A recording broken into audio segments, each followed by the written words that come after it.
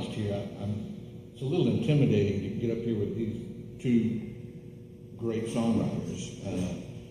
I write songs. I wouldn't I'm say. waiting on the song about me too.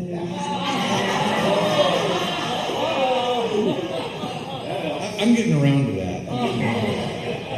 But yeah, just to be up here with these guys, they're phenomenal. Steve is a prolific songwriter. I mean, you know, he sees something down the road, I'm writing a song about that. You know, he comes home and this guy is always, you know, just amazing how God uses him to write songs. But I write songs under inspiration, and so, you know, I've written a few songs, and I don't claim to be a household word, but I know that since you were talking to Annie, for us, you don't know us, we started together in youth ministry, and I was a youth pastor one time. We did have a rock and roll band and carried around with the lights and smoke and all this kind of stuff, and we did contemporary Christian music, and you know, Kim had to play the saxophone, and I mean, she's just, you know, she was doing her thing. But you play the saxophone? Yeah. Are you the one they said that you got so excited when you kissed Tony the first time you almost blew his head off? Yeah, it could be true. Well, that's how I met her. I was traveling with my family and wound up in town where their church was, and our folks came. He was a pastor, and he invited my family to sing Southern gospel music back then, and so came to her church, and was dating a girl that night, and so, you know, my philosophy was no ring, no thing, so I would just date you. So I went to her dad's church and came in, and she was right where she is right now. She was sitting at the piano, and she played. They sang a song or two, and then we sang. I was thinking to myself, you know, when I get serious, that's the kind of woman I'm looking for. So I left, came back a year later, had another date, and came in. No ring, no thing. She was still at the piano, doing exactly what she does. And I said, man, you know, when I get serious, that's the kind of woman I'm looking for. Truth with my hand up. Came back the next year and had another girl. So, you know, the Lord knows when you're too stupid to ask, you know, somebody out. She came up to me and said, what are you doing next Saturday night? And I was thinking, well, I'm not going to go on the date that I was planning on going on. She said, I said, I'll be in Pensacola at a church. She says, I'm going to come over and see you. I said, okay. And the rest is history. You know, we'll celebrate 48 years in August. Of course, I married her when she was 12, but that's,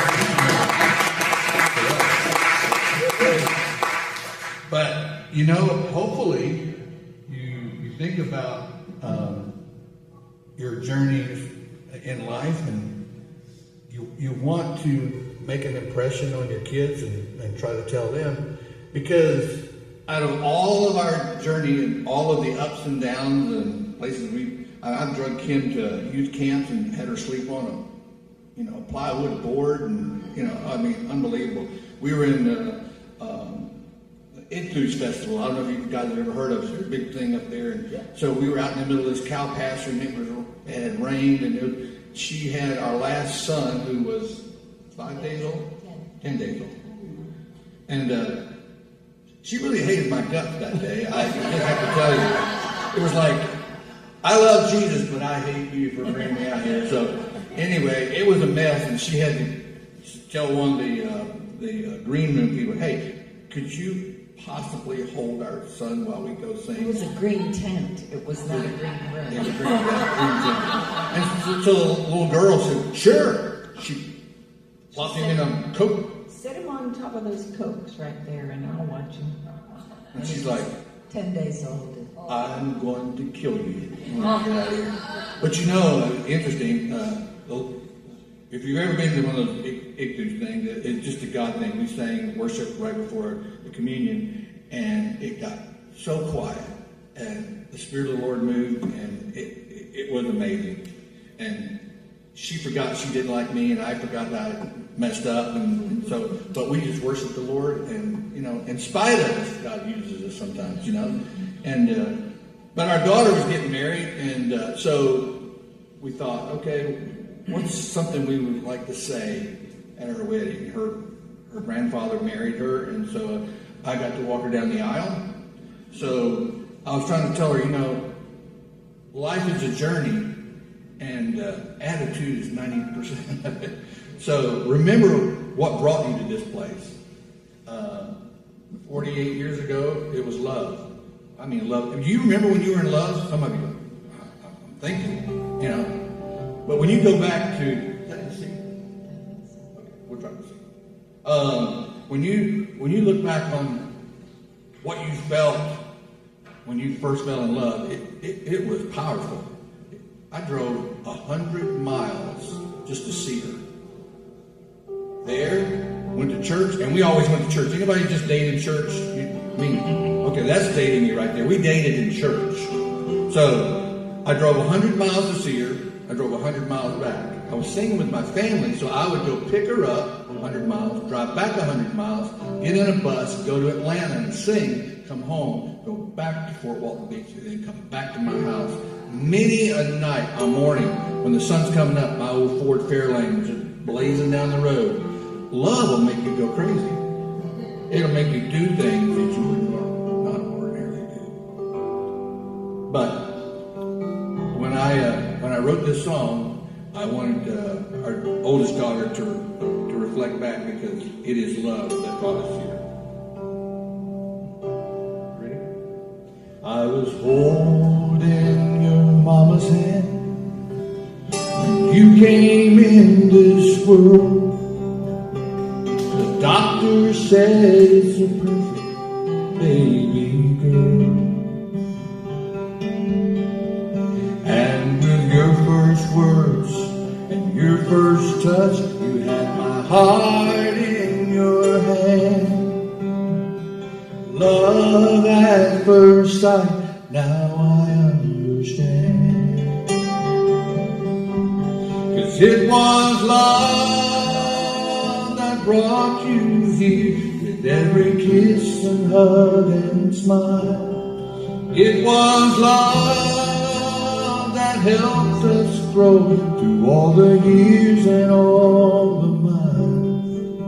It is love that makes us strong, whatever life may bring. Love is the most important thing.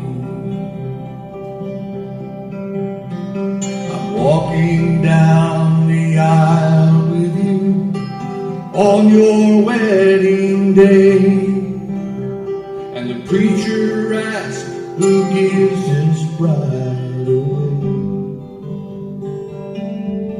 Oh, to a man who wants to share his life, today as you become his wife. Don't let a day go by you don't stop and say that it was love that brought you here, with every kiss and hug and smile. It was love that helped us grow through all the years and all the miles. It is love that makes us strong, whatever life may bring. Love is the most important thing. And I pray a blessing on your life today. I hope that 50 years from now, we're almost there, I can almost say that it was love that brought us here, with every kiss and hug and smile. It was love that helped us grow through all the years and all the miles. It is love that makes us strong,